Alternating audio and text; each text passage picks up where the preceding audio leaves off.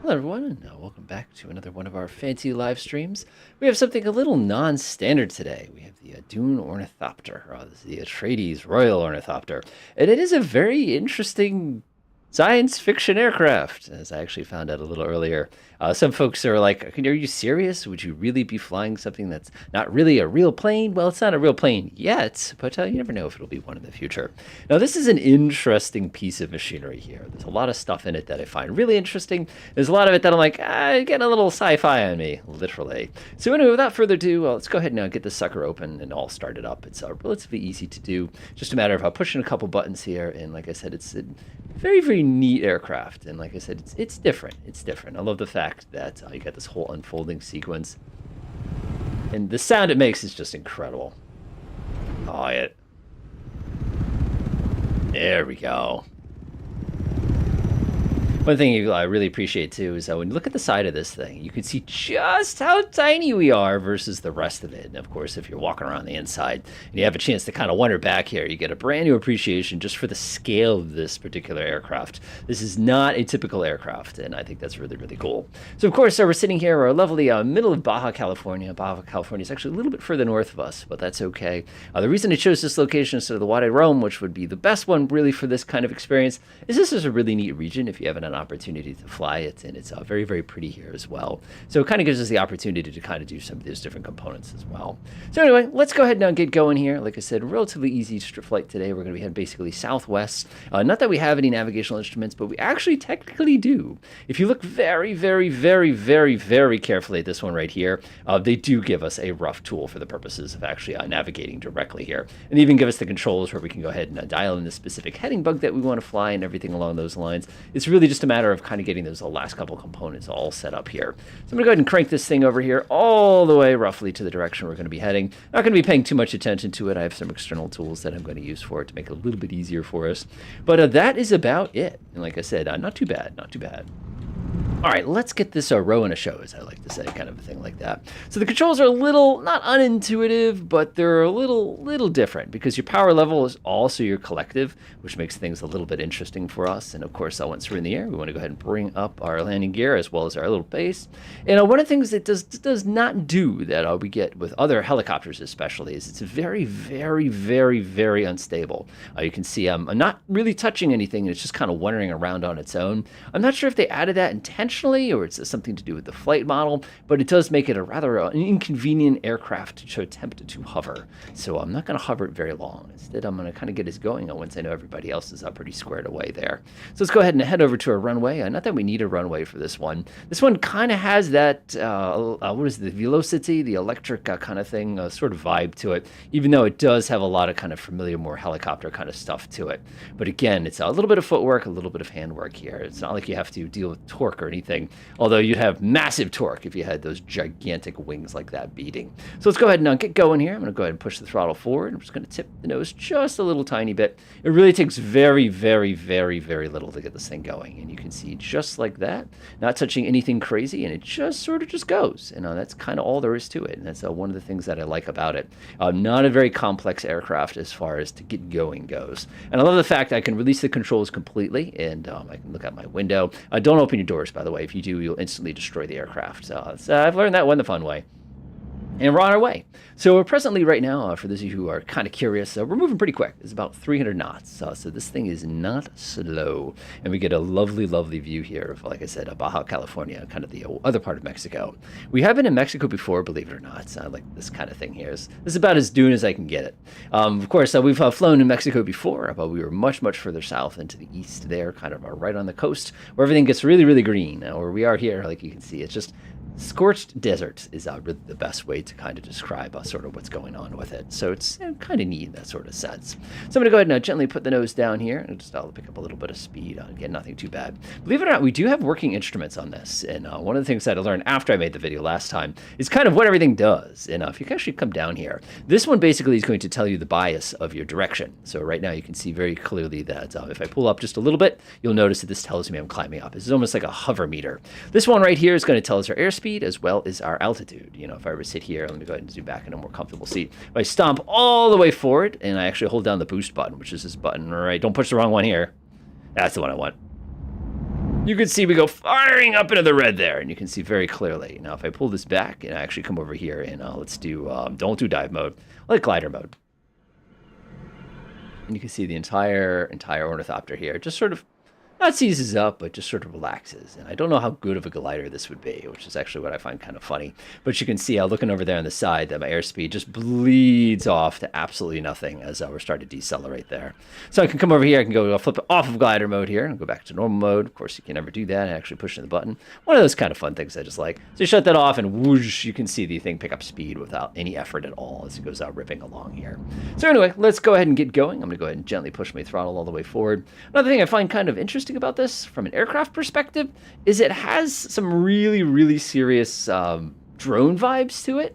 Like, I know that kind of sounds weird, but if I bank here, you notice we're not really going up. If I pull back, yeah, we turn, but it's much, much easier to simply tilt a little bit and actually just apply a little bit of rudder. And that kind of gets you yawing a little bit, but it's not a very intuitive amount of yaw. It's, I don't know. It's just different. Just different. And not that I don't like it, though. I think it's pretty neat.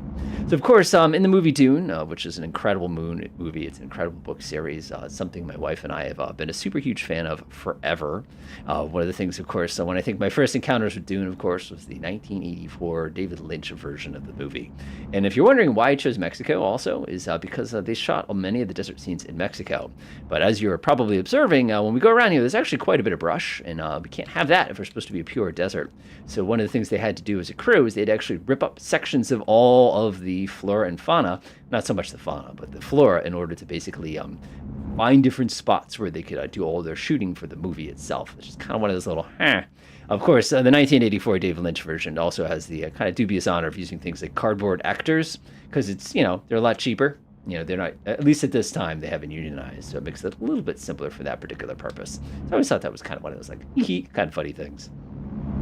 All right, I'm going to go ripping here. I imagine, I was always trying to visualize. I was having a fun little intellectual exercise with my friend, kind of figuring out what would the standards of, like, throttle back just a little bit in case anybody needs to keep up here. What would the standards of, like, safety be for something like this? Would it be a situation where you have to maintain the same altitudes? And we kind of sort of settled on the idea that, flying, of course, for those, the Dune universe, basically you're in a situation where we can't have a computer in the likeness of man. So I think they meant AIs there because there are computers in Dune, but that's what you have Ventats for. Does that mean we can't have autopilots? But I obviously have an incredibly effective stability control system on this, because in the movie he barely works the controls and it stays pretty straight. So that would definitely suggest that kind of thing. So we were trying to work it out, like what would the standard be? The other thing we have in Dune that we don't have in the real world too is shields. And shields, of course, that we wouldn't use in the desert because it's going to track worms in every direction. But the cool thing is we have shields. Does that mean if I bonk into a goose or something like that, that just goes and that's it? Now you have a cooked goose sort of hanging off the side of the aircraft, sort of a thing like that. I'm really not sure. It's just kind of one of those little things that I don't know. We could not figure it out. I think most of the normal flying things would probably apply, but again, if you pull one of these out tomorrow, the FAA would probably be furious, because just starting acceleration is going to put you over the 250 knot limit. It's, again, so darn fast. Like, it's much too fast, and its fuel economy is incredible also, which I think is really impressive about it. I think this is a relatively comfortable altitude. I mean, we could do some really dumb things down the alleys. Long week. The different valleys and stuff like that, the arroyos and the wadis and stuff like that. But we'll keep it pretty straightforward today and make it a little bit simpler.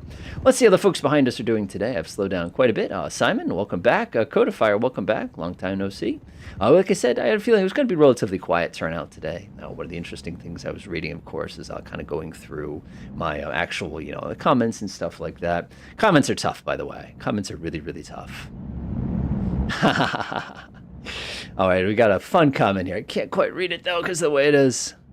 Analog. Okay, thank you, Phil. I appreciate that. Let's see, humans had a Terminator moment. Yes, one of the fun things with the David Lynch version, by the way, is they made like 10 different director's cuts. And one of the versions of it is like this 3-hour monstrosity.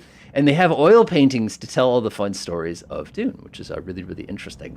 So it's just kind of neat how a lot of that kind of shakes out and how they sort of manipulated it. I think it was really just an excuse to basically take feudal times and just sort of apply it to a space kind of situation. But obviously, like we know that navigators, which are basically the intergalactic navicomputers, essentially, they're human beings, though. Well, they were once, which the spice mutated over many, many long millennia.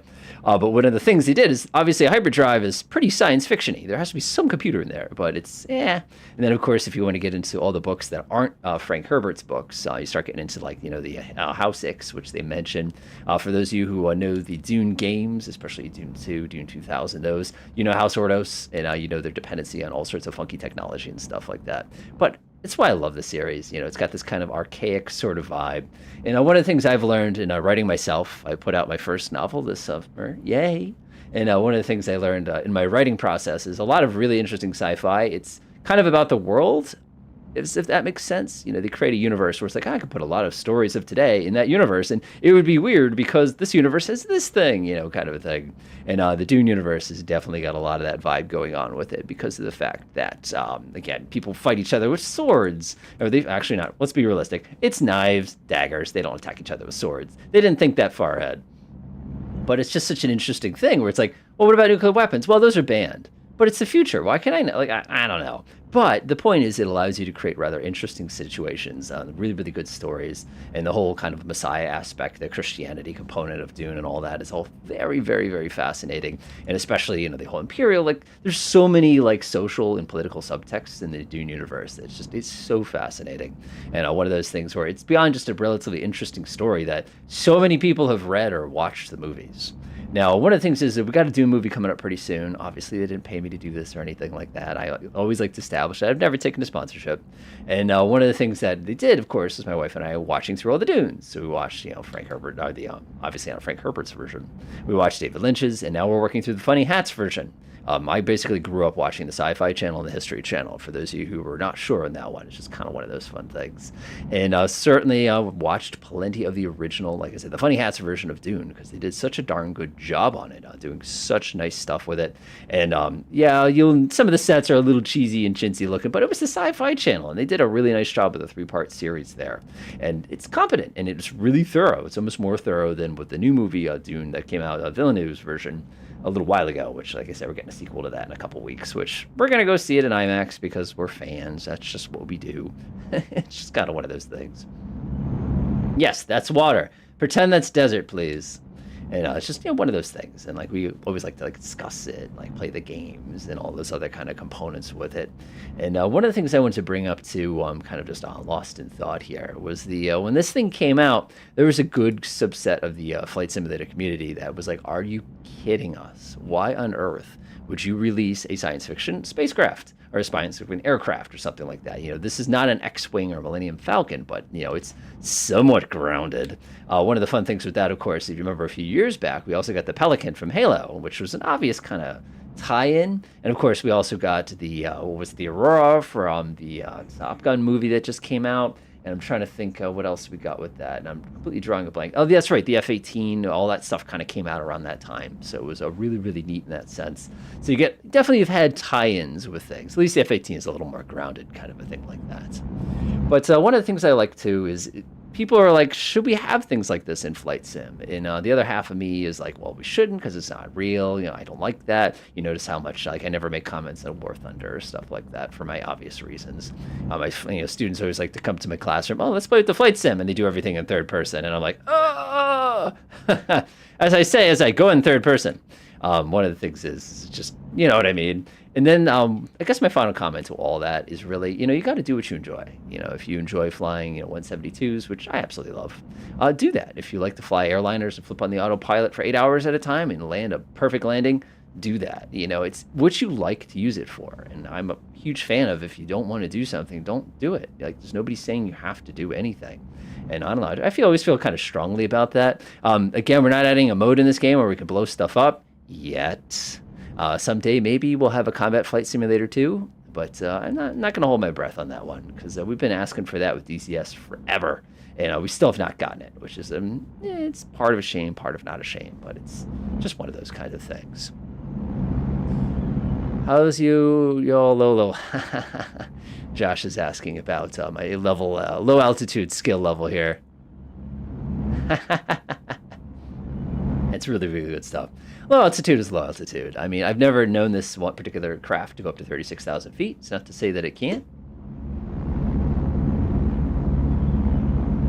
One of the tricks that I learned flying this thing is if you take your head and move it just a little low like this, watch this, you come down here and you got booster mode, Press and hold that. I think you get about 500 knots. So what you can actually do is I'm holding it still. Is I'm just going to pitch up just like that. There we go. And you will not believe this thing's climb rates. There are F-16s that can't keep up with this thing. You can just hold that button down. As long as you keep holding the button down, you basically eject flames out the side, and it goes, well, out the back anyway. You get going pretty quick. For those of you who've done the training missions with this one, you probably played with this button quite a bit, and that's just kind of the fun. I like how I'm still, halfway through my top speed here. I'm doing about 350 knots, and we're just kind of going up. I got to keep my head where I am right now just to kind of get us going here. It's about 25,000 feet, I think. It's about 25,000. All right, let's level off. That's enough. There we go. Just get a little light in the seat. And you can definitely tell we're not flying over the deserts of Arrakis right now on account of the fact that, this looks pretty, but obviously we're pretty high. But the real reason, of course, that I came up here is they added another really fun button on here. And before I press that button, I'm just going to do myself one really quick favor here. And I did it earlier this morning. See, I knew I needed to do that before I did that. So one of the quick favors I'm going to do here is shut off damage, because there's this really fun button. I just love pushing it. Whee! Keep up! Don't sink. Terrain. Don't sink. Don't sink. Terrain. Pull up. Pull up.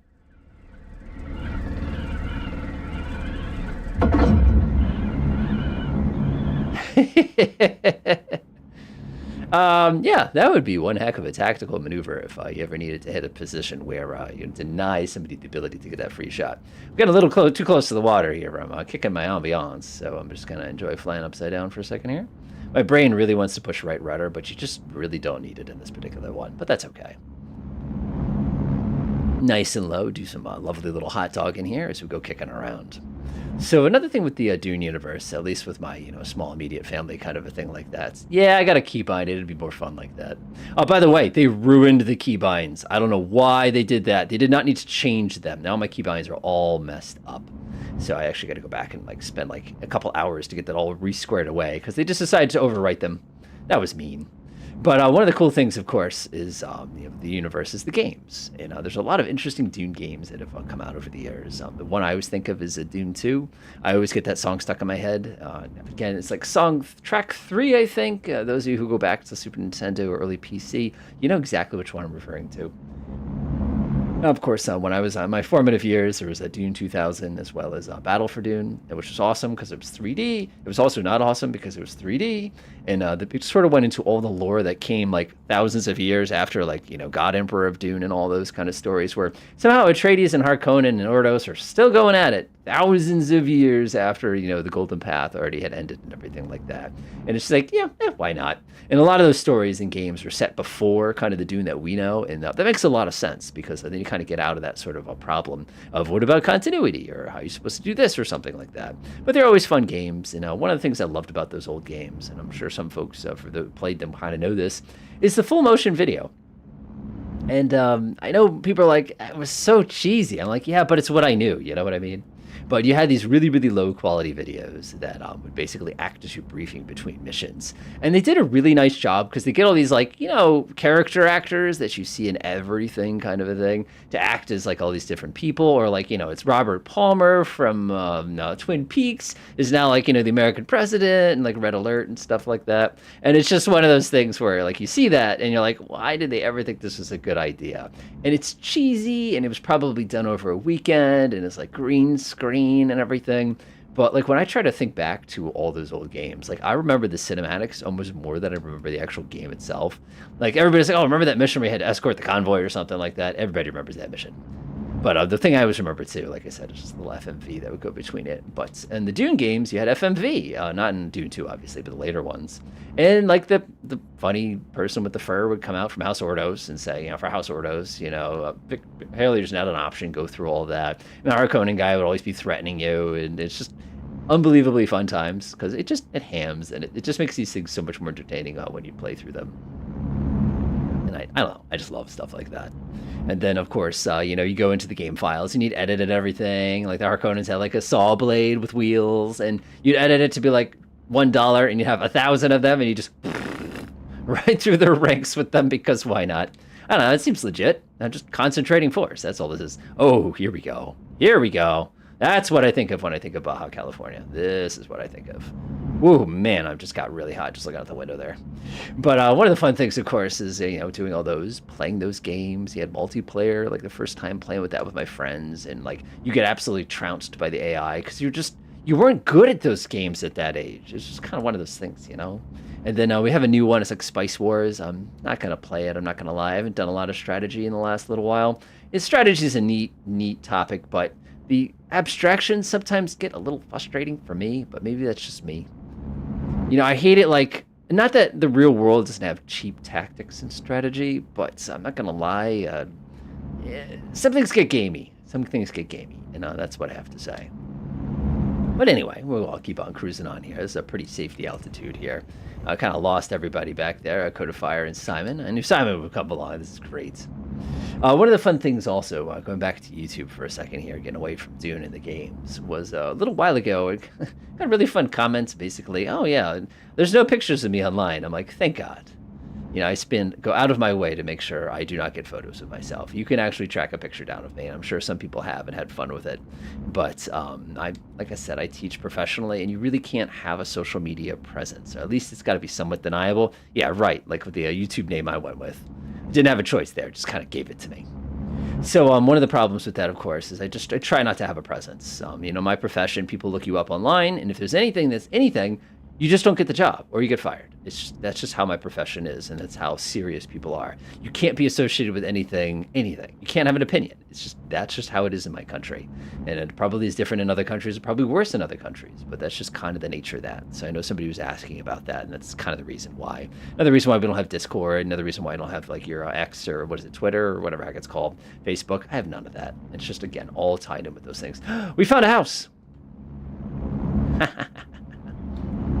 In other YouTube news, speaking on that exact concept, a little while ago, my mom, of all people, came over to me and said, hey, is there any way that we can go find when you used to do the TV show for a couple years? I had a TV show called Mostly Harmless that I did in public access many moons ago. I'm like, yeah, you could probably find it on the other website that it was stored on. And some people were like, okay, we tried, we couldn't find it, all got archived, and we can't get to it. I still have those episodes, and we did 2 seasons. I also did a feature-length film back in the day. And part of me legitimately wants to post those on YouTube. Like, I know it's really weird for me because it's live and it's really amateur, like really extra amateur, but there's actually a couple things that are kind of funny.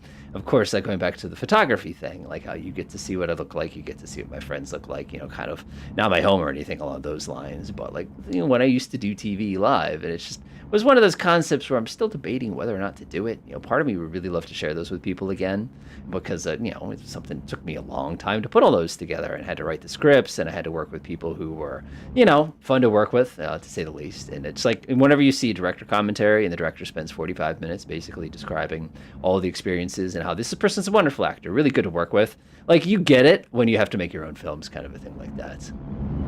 Yeah, I don't even want to know.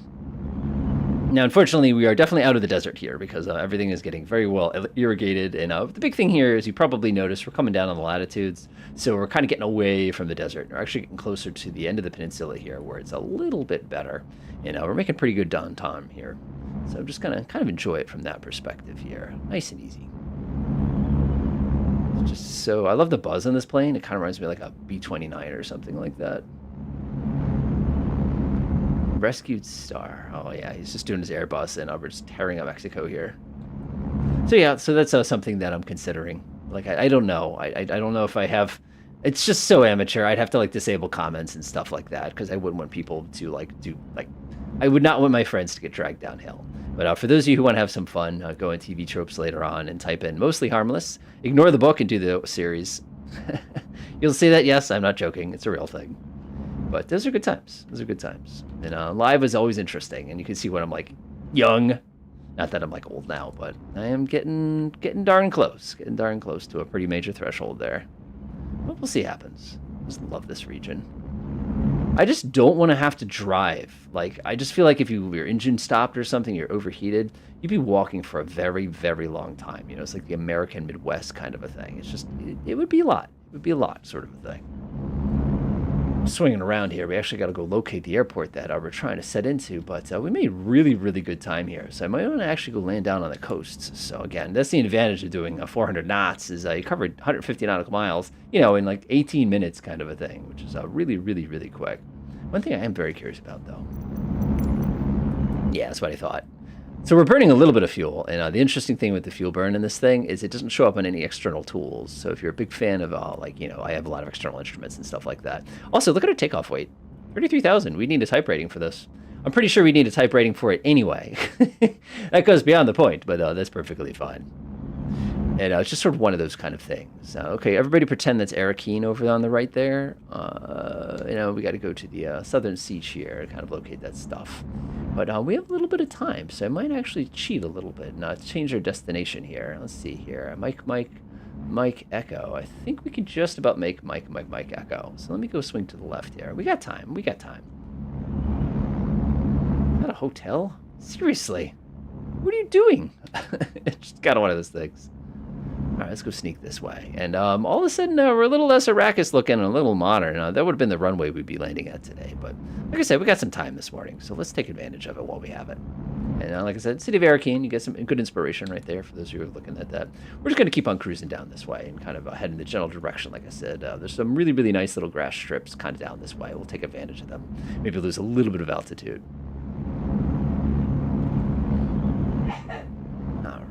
I just love the buzz. I'm just going to get a little lower here. Be nice and dangerous. I appreciate the fact that regular trim doesn't work. Like you can nose down, nothing happens. It's kind of one of those things. I got a question here. I got to figure out what the question is here. The spice must flow. Thank you, Rom. I was waiting for that. Oh, yeah, I can absolutely teach properly. My state is fantastic. My school is fantastic as far as teaching goes. It works great. I have no issues with that at all. Just the big thing in my country, again, United States, I say like it's a bad thing, but it's not a bad thing. It's everywhere, is you're in loco apprentice as a teacher. So you have a slightly different standard as far as what you have to do.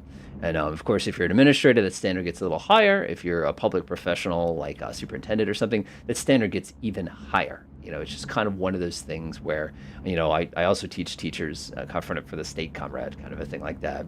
And one of the things I always remind them is never do anything that'll jeopardize what makes you look professional as a teacher.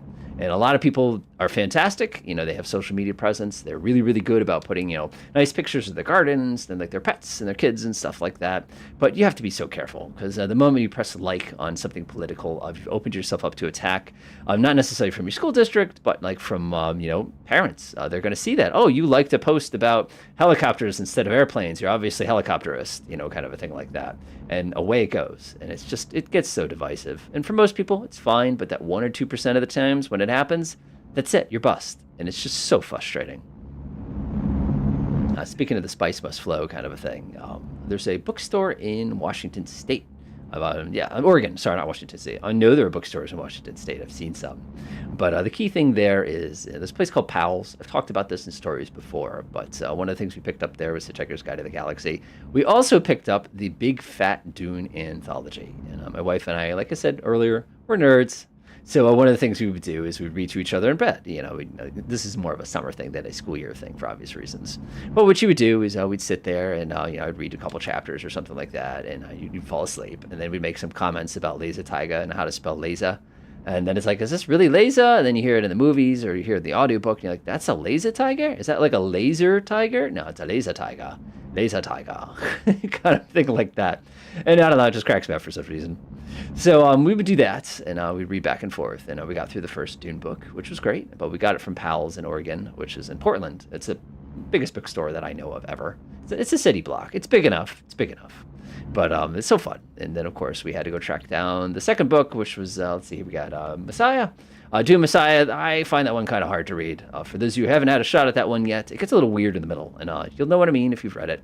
And then, of course, you get Children of Dune, which is different.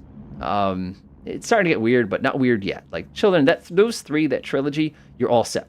For those of you looking for the reading versus the watching, you're not going to have a lot to complain there. They're good books. The first one is definitely the OG, but the later ones, I feel like Frank got, again, I'm speaking to him like he's a friend of mine. He got a little bit better style-wise. It was easier to follow, I guess, if that makes sense. And then, of course, for those of you who've read God Emperor of Dune, whoa, boy. That's That's a weird one. And for those of you who've read it, you know exactly what I mean, kind of a thing. I always joke, we know that Villeneuve, who did the recent Dune series, is considering making a new series, basically keeping going with the story, so to speak. And if he wants to keep going with the story, I think that's wonderful. I think it's neat. But of course, he'd probably be taking Messiah as well as Children and jamming it into one book, which you could definitely do. But I would like to see someone attempt to do God Emperor of Dune, because it's so bizarre. And of course, one of the weirdest things ever, and this kills me just a little bit, is all the neat, weird things when you think of Dune. A lot of that stuff came from the other books that were Brian Herbert, or people who had wrote basically other pieces. One of the things you always think about is like House Talaxu and stuff like that. That's all kind of other books that were written either to be set before or after, some like the stuff that we know, or things that people do in movies, like you think of the Sardaukars where they always have metal bits. We saw that in the movie, oh, that must be canon, and they later kind of made it canon, which is just very, Seleucus Secundus, by the way, in case you're curious about the planet. But it gave them a great opportunity to sort of expand on those things and sort of explain them. Just because some production designer decided to add it, it becomes like this, like, I want to call it a loop. My favorite examples, without getting down Star Wars, they're going to add an X-Wing or something stupid like that, right? Yes, we will fly it. Don't worry. Not that I used to be a Star Wars fan. I don't want to get into Star Wars right now. Because let's be realistic. George Lucas read Dune. You can tell. So one of the cool things there, like I said, is you got all these cool background things that were added on and built up, and sort of explanations of like the technology and the fields and everything along those lines, which was just amazing when you really think about it. And then that time kind of continued, and just sort of added, and it fed itself. And then you weren't sure what was the original books, what was the add-on books, who wrote this, what year am I again? This is the God Worm. Okay, now it's a God Worm person. It's a God Worm hybrid guild. Oh my gosh. But some more interesting books are the books that took place thousands of years before Dune, like we think of the actual, like the main events of the movie, the, what do you want to call it? The Paul Atreides saga or trilogy or whatever you want to kind of call it. So it's just, like I said, interesting stuff. Very, very interesting stuff. And I just love that, how something kind of takes on a life of its own. And then when Frank Herbert passed, of course, it was a kind of a battle of trying to, okay, how are we gonna pick this up? Does he have outlines? Okay, he does have outlines, so I'll pick up like where he sort of left off and everything like that. And it's so fascinating, like I said to me. Please ignore the water, by the way. There's no water here. This is just blue sand. It's just blue sand. Use your imagination. Yeah, my imagination says it's blue sand. Oh yeah. Of course, if I want it to be a jerk, I can make it start raining. That would be so wrong. Baja California, by the way, gets really hot. And we're a little spoiled here because it's not too hot today. Kind of reminds me a little of Argentina, like the southern tip of Argentina. It's got that vibe going with it. Has anybody seen Wormside, by the way? Because I have not. But one of the fun things, too, going back to Dune, again, because that's what we're supposed to be doing today, is one of the fun things is my brother and I always had a fun story. One of our comments, Ram over here had mentioned the spice must flow, which is correct. The spice must flow. And one of the things he's saying is we never could quite remember how that line went when we were younger, so we just changed it to, it's all about the spice. It's all about the spice. Kind of a thing like that. Now, my brother and I, when it came to nerds, like my wife and I are pretty nerdy when it comes to like science fiction in general, but with Dune, my brother and I always had way too much fun. There's a great scene in the David Lynch version of Dune where basically the guild navigators come in. He's got the gigantic, navigator. And, when the navigator comes rolling in, of course, if you look on the left side of the screen, you can watch somebody tripping on that really obnoxious outfit that they put them in. But I love that, and it puts a smile on my face every time I see it. He's fired as a guild member now. But anyway, so the guild navigator representative, he's got all sorts of like hoses and stuff coming out of his head, and he looks a little unhealthy, kind of a thing like that. He doesn't speak, the imperial tongue. So he's got this little guy who comes by with this little round box, and it acts as a translating device. And of course, for those of you who know the other Dune games, they kept going with this, which is kind of like, I don't know, I really appreciate that. Whereas in the new movie, the guild member, just, straight normal English kind of a thing like that. Nothing weird. The Funny Hats version, straight normal imperial / English, whatever, kind of a thing like that. But what my brother would do is he would go ahead and hold up like whatever he had in his hand, kind of a thing like that. And if you listen in the movie, you'll actually hear that the guy's making these weird little like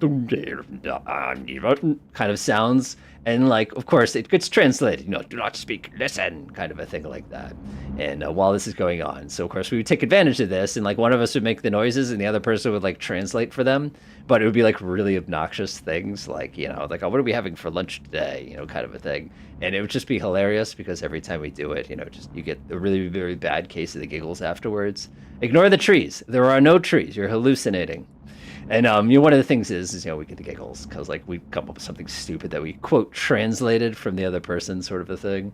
And of course, you also got the other fun things in those movies too, like the hand gestures, the way they communicate, say hello to each other and things. We always have some fun with that bit too.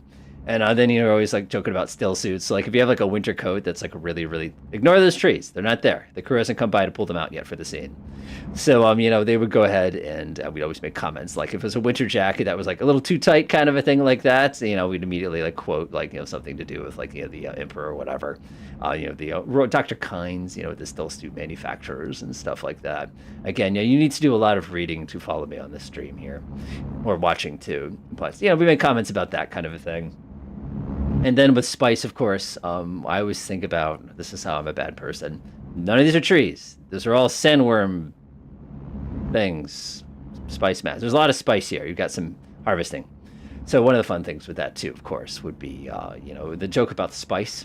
So of course they would say, it's like cinnamon, like, that's how it's described in the book. So the first thing my brain said was cinnamon challenge.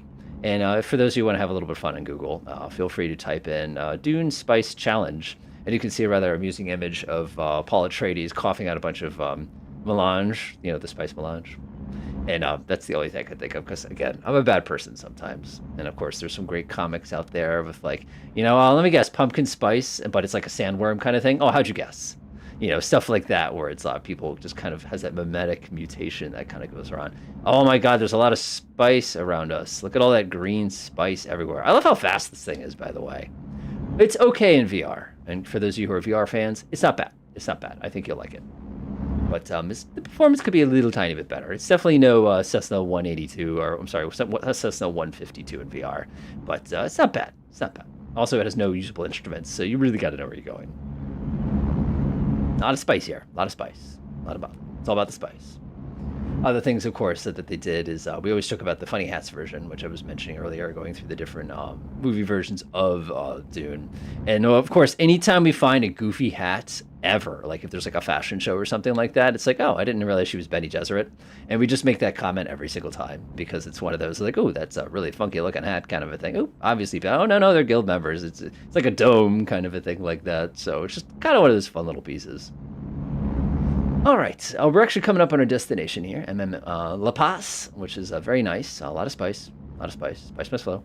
And of course, this thing's a little weird to land, and I really don't like it. It does not handle like a helicopter, so my helicopter instincts don't behave. It does not handle like a VTOL. My VTOL instincts are just not there. It's definitely an aircraft that if it's lighter, it doesn't make it easier to land, which is a little bizarre. And then it has this kind of funky, like, you'll notice if you watch when the program loaded up today, is the fact that it has touch and go challenges. It doesn't have landing challenges. And the reason for that is, like I said, it's a very awkward aircraft to land. But what I do appreciate, though, is I pull the throttle back, and that was 150 knots I just lost right there. We just pull the nose up just a little bit. I feel so bad. I have no reliable instruments here. I have to kind of go on just using the think system as they joke. Go ahead and bring the nose down a little bit. I haven't flown into La Paz in a while. I think I did some P-51 videos here last. This is a very, very neat region. Kind of come swing by here. We're not exactly going to execute a brake landing or anything like that, but it could be pretty amusing to try. They just slowly kind of winds down there. I love that. Back up to 413 knots. I think we're supposed to be less than 250, aren't we?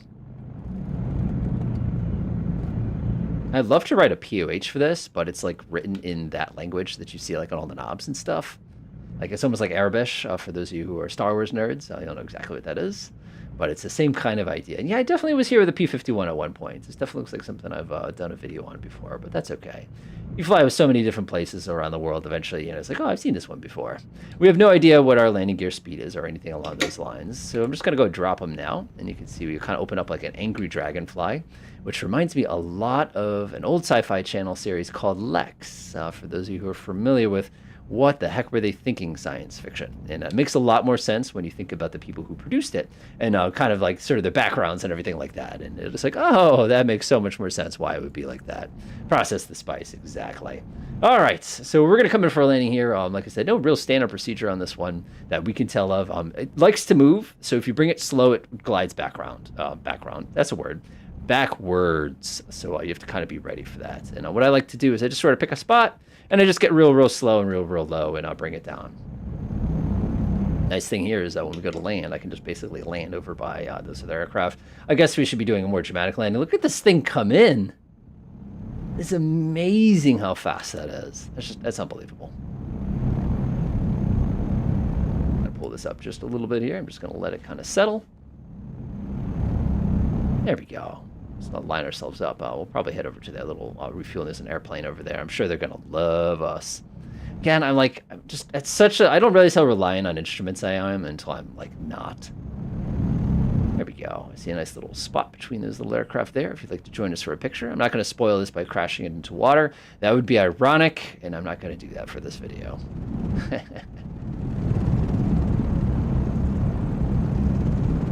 Here's somebody creeping up on me. Problem is there's no good transition. It's not like a helicopter where you can kind of feel it. It just doesn't have that transition. It just slows a little bit, and then it gets really unstable like that you can see there. I don't know if that's my problem or it's this flight model. I really just don't know. Like you have to kind of catch it, see what I mean? Now watch this, it gets really unstable. And does it have wing and ground effect? Is that a thing with this? Oh! Sorry, skids. Sorry. Oh, nice. That was a much better landing than I did. I'll wait till the codifier gets here. Nice. All right. As always, when we reach the end, yeah, see, you see what I mean. You see what I mean. As always, when we reach the end, I always look for questions, comments, advice, anything that people would like to see in a future video or anything like that. Like I said, these are really fun things to... Oh, jeez, I'm going to get slammed into there. Isn't it so awkward? Well, he just sort of disappeared there, which is not too bad. But I always like to get a picture or whatever, and so kind of a piece. Well, he's gone. Oh, well, I got the picture in time, so it's kind of a good thing like that. So as always, questions, comments, anything that folks would like to see in the future, maybe some ideas for our future live streams. Got to go find us some water to smack into here. Oh, we can have some fun with this. Where's my buttons for the door? Ha ha ha! Whee! Gotta go. Yeah. I feel like it's a little bit louder when you fly with the windows open. All right, let's take a quick peek real quick. Yeah, it is, isn't it? So like, even though it's a sci-fi aircraft, I find it's good practice. It's good practice. I'm gonna go tap the escape key here. We'll go ahead and crank up damage. Keep in mind, as soon as I press apply, this airplane's gonna come right apart on me. Watch this, watch this, watch this. Ready? I left the doors open. Have a wonderful afternoon and day, everyone, and hopefully we'll see you again in a couple weeks. We've got some ideas. We haven't done VATSIM in a while. I think it's a good time to do that. But other than that,